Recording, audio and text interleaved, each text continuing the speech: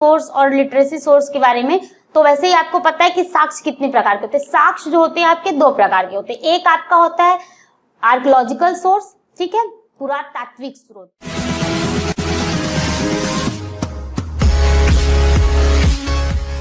Hello and welcome guys, आप सभी का स्वागत है आपके अपने YouTube channel RK BA classes में।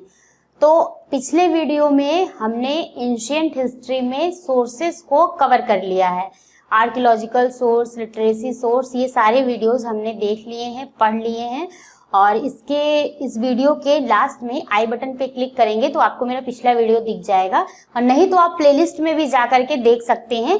पिछले वीडियो देख लेने से आपको फायदा ये होगा कि ये जो मैं आज पढ़ाने वाली हूँ, नेक्स्ट टॉपिक स्टार्ट करने वाली हूँ, या कह सकते हैं नेक्स्ट चैप्टर स्टार्ट करने वाली हूँ, ये आपको बहुत ही अच्छे से क्लियर होने लगेगा जब अगर आप पिछला वीडियो देख लेंगे तो मेरे हिसाब से आपको पिछले वीडियो को देख करके ही इस वीडियो को देखना चाहिए। आपका ज्यादा समय ना लेते हुए चलिए आइए हम बात करते हैं आज अपने नेक्स्ट टॉपिक के ऊपर, जिसका नाम है प्राचीन भारतीय इतिहास का स्वरूप।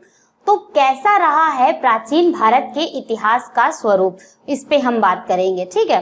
तो जैसा कि ये हेडिंग लिखी हुई है, तो देखिए प्राचीन भारत के इतिहास के स्वरूप को 3 पार्ट्स में डिवाइड किया गया था। मतलब कि प्राचीन भारत के इतिहास को इतिहासकार कैसे जानते हैं, कब पता चलता है, इसमें हम पढ़ेंगे मानव के जन्म के बारे में, उनके उद्भव के बारे में, कि कब से मानव का जन्म स्टार्ट हुआ, उन्होंने कैसे ज्ञान को प्राप्त किया, आज वो खंडरों पत्थरों से निकल करके कैसे महलों तक या फिर मकानों तक पहुंचे हैं, या फिर कितने सारे प्रोग्रेस मानव की लाइफ में, उनकी जिंदगी में हुए हैं, समाज में हुए हैं, इन सब के बारे में हम बात करेंगे।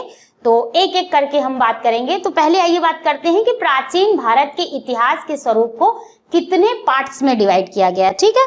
तो देखिए प्राचीन भारत के इतिहास के स्वरूप को 3 पार्ट्स में डिवाइड किया गया, उन सब के बारे में पहले हम बात करेंगे। तो पहला जो है आपका वो क्या है, वो है आपका प्राग इतिहास, ठीक है। क्या है? प्राग इतिहास।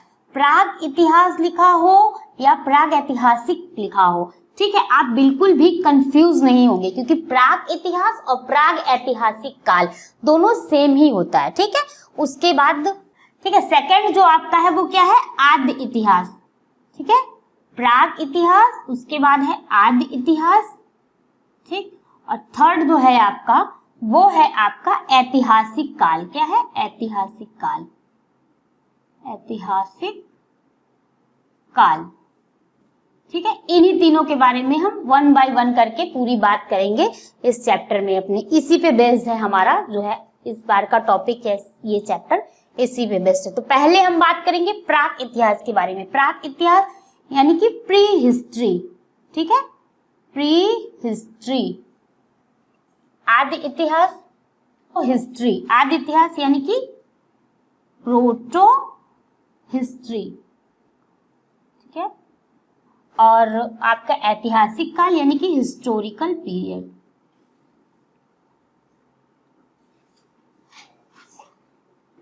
ठीक है, हिस्टोरिकल पीरियड।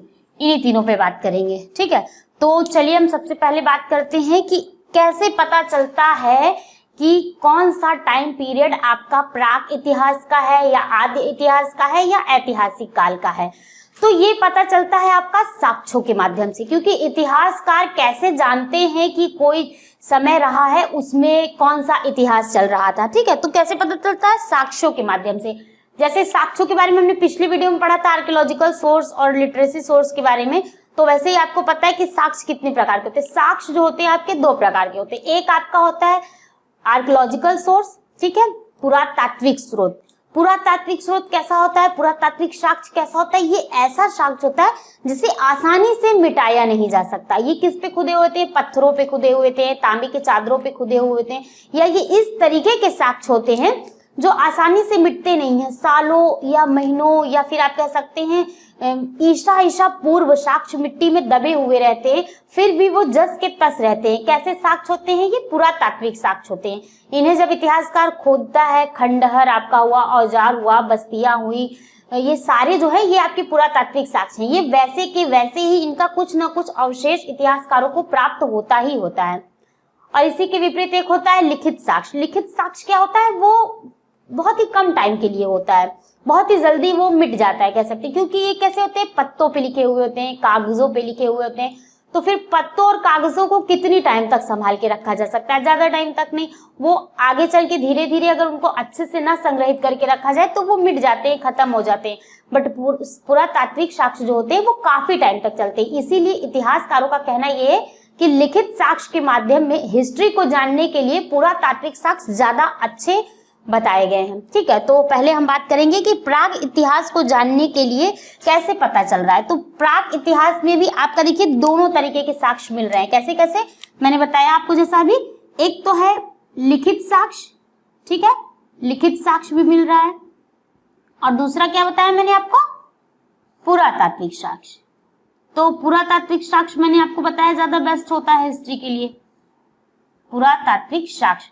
तो देखिए अब मैं इसको एक लाइन में डिफाइन करूं अगर, तो मैं आपको कहूंगी ऐसा टाइम पीरियड या ऐसा काल जिसमें केवल पुरातात्विक साक्ष्य मिलते हैं, लिखित साक्ष्य इतिहासकारों को प्राप्त नहीं होता है, उसे हम कहते हैं प्राग ऐतिहासिक काल या प्रागैतिहासिक काल।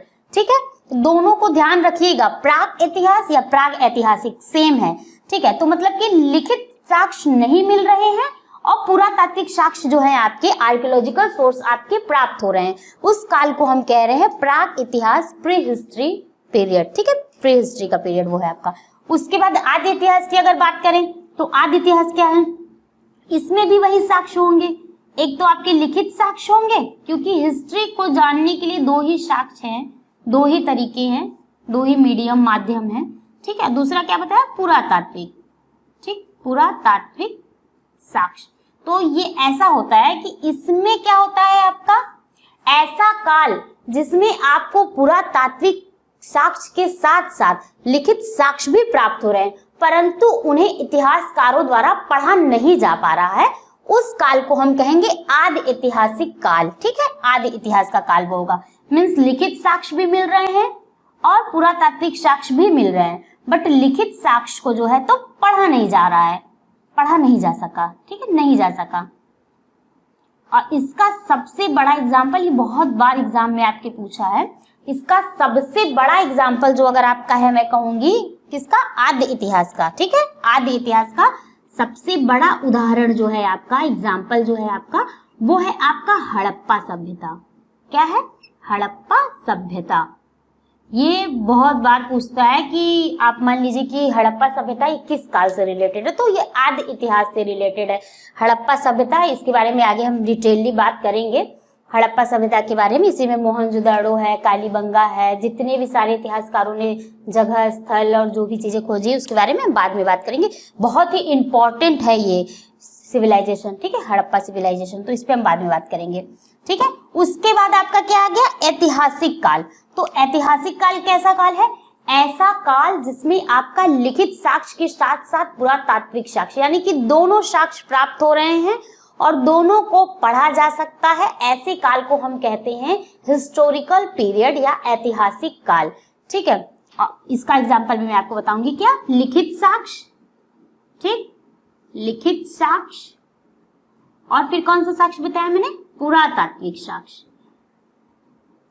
बहुत ही सिंपल है, अगर आपको अच्छे से समझना है तो बस इसको ध्यान से सुनिए, बिल्कुल हिस्ट्री आपके जबान पे होगी, एकदम तुरंत बताएंगे आप।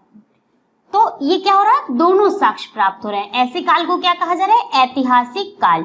ठीक, उदाहरण क्या है इसका, ठीक, उदाहरण में आपका ये है, जैसे मान लीजिए इसका अगर उदाहरण पूछ लेता है तो उदाहरण में आपका है महाजनपद। महाजनपद नाम तो सुना होगा, 16 महाजनपद होते हैं, मगध, काशी जो भी होते हैं। इसका डिटेली एक वीडियो में आपको पूरे महाजनपद के 16 महाजनपद के बारे में मैं आपको एक शॉर्ट वीडियो दूंगी, ताकि आपको भी पता चल जाए कि कैसे कैसे कौन कौन से जनपद हैं, कब कब बने। ठीक, महाजनपद। फिर है आपका जैन धर्म। ठीक है, कौन सा धर्म, जैन धर्म। ये सब एक बहुत ही इंपॉर्टेंट है, टॉपिक है, तो ये सब हम इसी में पढ़ेंगे, लेकिन आगे पढ़ेंगे, इसके बाद पढ़ेंगे बाद में।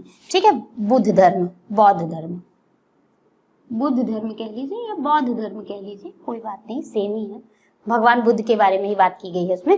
बौद्ध धर्म, ये सब आपके कहाँ है, महाजनपद ये सब ऐतिहासिक काल में आपके बताए गए हैं। ठीक है, आई होप आपको समझ में आ रहा होगा। तो हमने पहले देखिए थोड़ा सा शॉर्ट में बात कर लेते हैं तुरंत समझने की लैंग्वेज से। तो हम किसके बारे में पढ़ रहे हैं? प्राचीन भारत के इतिहास के स्वरूप के बारे में पढ़ रहे हैं। इसको कितने पार्ट्स में डिवाइड किया गया है? 3 पार्ट्स में डिवाइड किया गया है। कौन कौन से? आपका एक है प्राग इतिहास, आदि इतिहास और ऐतिहासिक काल। प्राग इतिहास ऐसा काल जिसमें ऐसा काल जो सिर्फ पुरातात्विक साक्ष्य पर निर्भर है। ठीक है, ऐसे काल को क्या कह रहे हैं? प्राग इतिहास। प्रोटो हिस्ट्री ऐसा काल जो दोनों पे ही निर्भर है परंतु लिखित साक्ष्य को पढ़ा नहीं जा सका। ठीक है, उसके बाद ऐतिहासिक काल ऐसा काल जिसमें दोनों साक्ष्यों को यानी पुरातात्विक साक्ष्य, लिखित साक्ष्य दोनों को पढ़ा भी जा सका है और इतिहासकार को प्राप्त भी है। ऐसे काल को कहते हैं ऐतिहासिक काल। ठीक है, आई होप आपको समझ में आ रहा होगा। तो आपको समझ में आ गया होगा। तो देखिए सबसे पहले जो है इतिहासकारों ने इसमें हिस्ट्री को खोजने में सबसे पहला योगदान जो है आपका वो जेम्स प्रिंसेस को जाता है। अशोक का अभिलेख जो था उसे सर्वप्रथम जेम्स प्रिंसेस के द्वारा पढ़ा गया था। ठीक है, अब हम अपने नेक्स्ट वीडियो में बात जो करेंगे वो हम बात करेंगे प्राग इतिहास या प्राग ऐतिहासिक काल के बारे में। तो थोड़ी सी बात हम यहाँ पे कर लेते हैं प्राग इतिहास के बारे में, फिर नेक्स्ट वीडियो में मैं आपको बिल्कुल अच्छे से पढ़ाऊंगी उसको। ठीक है, तो देखिए प्राग इतिहास क्या है। इसको पहले तो किसी भी इतिहास को पता ये किया जाता है कि उसको किसके द्वारा, किस इतिहासकार द्वारा खोजा गया है।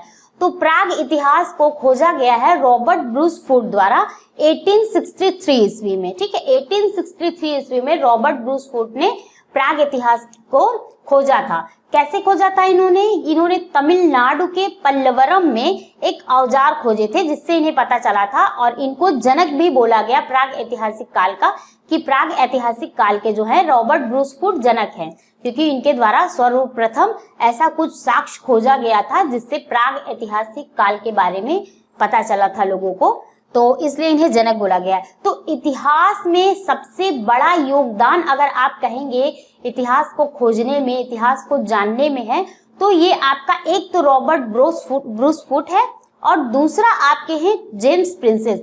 इन दोनों का बहुत ही बड़ा योगदान है और इन दोनों के बारे में इतिहास में सर्वप्रथम पढ़ा जाता है। सबसे पहले इनके बारे में ही बात की जाती है।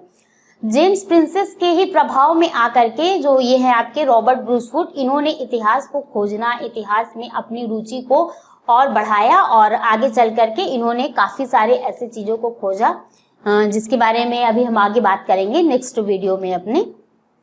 और मेरे हिसाब से आपको समझ में भी आ रहा होगा। इस वीडियो को हम ज्यादा लंबा इसलिए नहीं कर रहे हैं क्योंकि देखिए अब हम प्राग ऐतिहासिक काल के बारे में पढ़ेंगे तो इसमें हम नेक्स्ट वीडियो में बात करेंगे। अगर इसमें मैं आपको बता दूंगी तो फिर ये सारा एक मिक्सअप हो जाएगा और मिक्सअप हो जाएगा तो फिर आपको समझ में नहीं आएगा।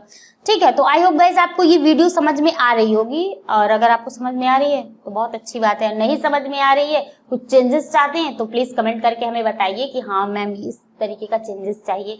और अगर तो ये मैं आपको ऐसे पढ़ा रही हूँ, इसके सारे नोट्स आपको पीडीएफ के माध्यम से हमारे टेलीग्राम पे मिल जाएगी। तो डिस्क्रिप्शन में आपको टेलीग्राम का लिंक दिख रहा होगा, उस पे जाकर के क्लिक कीजिए और टेलीग्राम चैनल को ज्वाइन कीजिए और सारे लिंक आपको वहीं से प्राप्त हो जाएगा। Thank you for watching.